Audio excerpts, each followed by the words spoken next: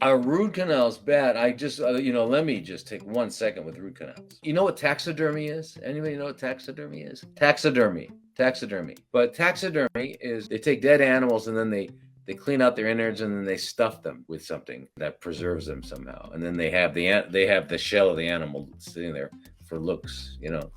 That's taxidermist. So you can go to taxidermist. If you loved your pet poodle and you wanted to keep its body and looking like they could do that. Anyway, there's things like that. Well, that's what the root canal is. It's taxidermy in the mouth. They take out the blood vessels, they take out the roots, the nerves out of the root of the tooth, which is embedded in the bone of the tooth of the jaw.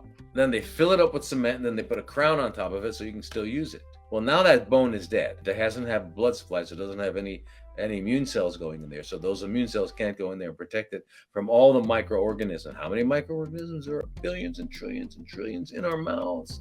The dirtiest mouths in the world are humans' mouths. Dirtier than dog's mouth.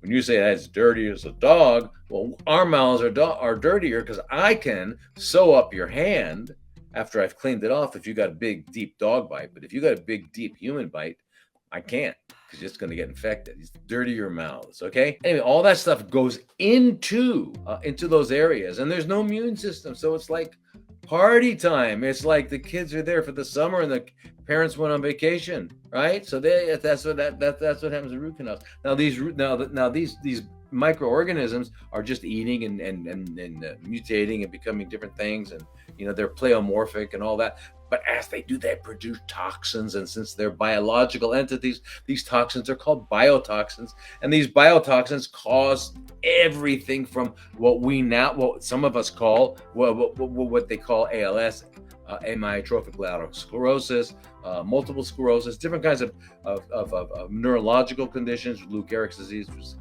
ALS. But other one, cancer.